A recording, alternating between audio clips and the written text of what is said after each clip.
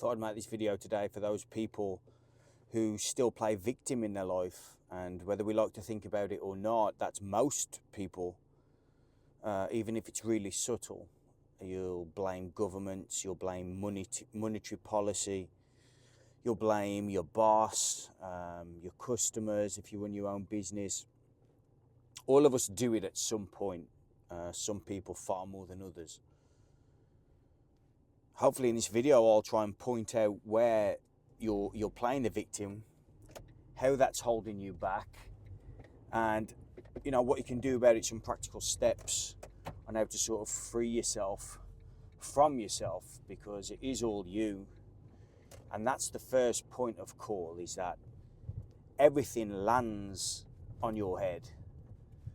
Nobody cares about your excuses. Some people pretend to have sympathy for your circumstances, but most people do not care. They're too bothered and et up with their own lives and what's going on with their circumstances to really give life force to your circumstances, right?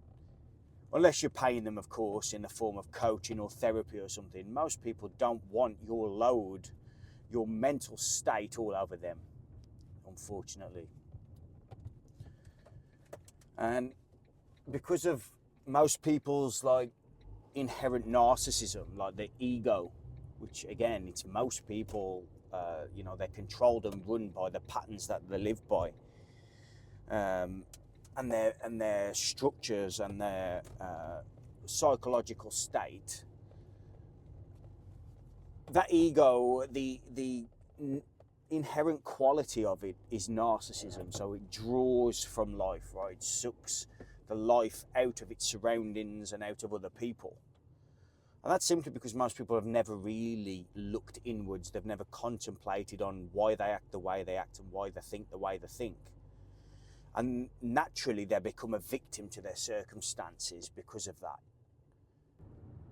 So one good exercise that you can do is notice how you blame other things, other people, other circumstances for where you're at right now, because you're fearful of not getting the results that you think you should be getting, not looking the way you think you should look in front of other people, because you're trying to live up to their expectations and their perceived standards.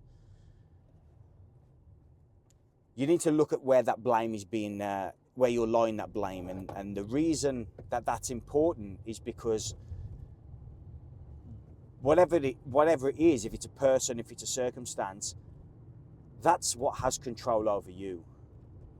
You're not in control of your own thinking, of your own perception, if you're laying external blame, if you're putting energy onto anything other than your own self-capacity to deal with what you need to deal with.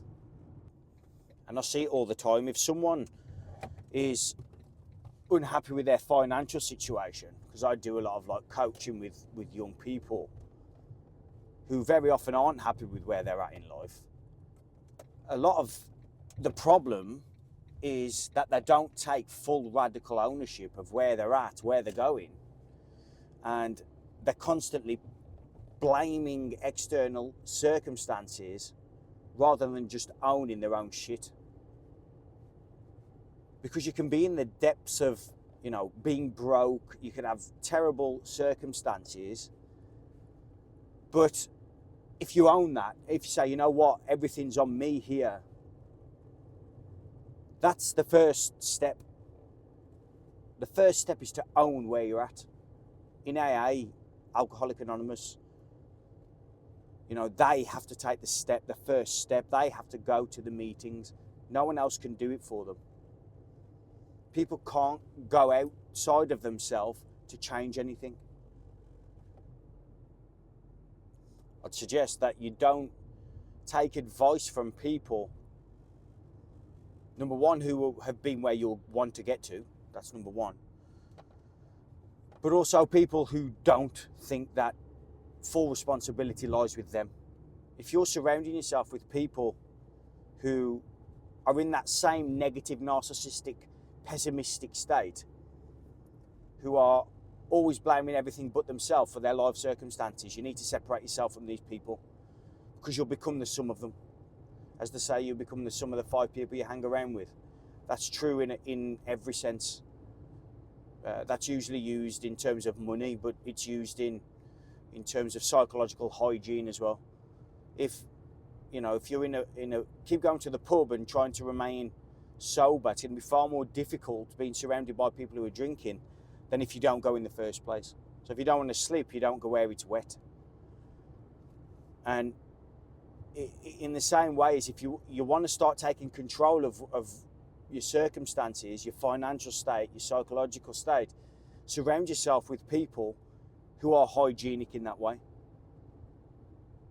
Because again, you can easily fall into, oh, poor me, I haven't got a good friends group, I haven't got a good peer group. Well, go out your way to get a better one then.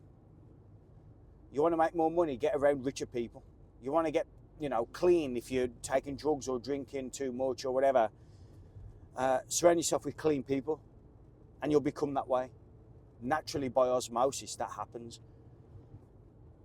In a more abstract sense, that level of consciousness of blame and shame and all those negative things, if you take a look at the work of Dr. David Hawkins, he come up with a map of consciousness.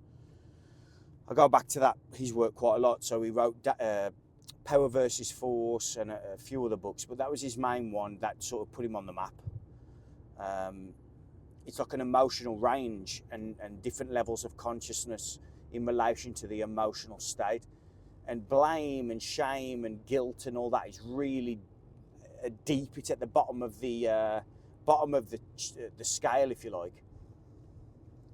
And most people are operating there, even if it's just subtle. Not maybe all day, every day, but it's a default mode because they've never caught themselves doing it. And it'll keep you broke.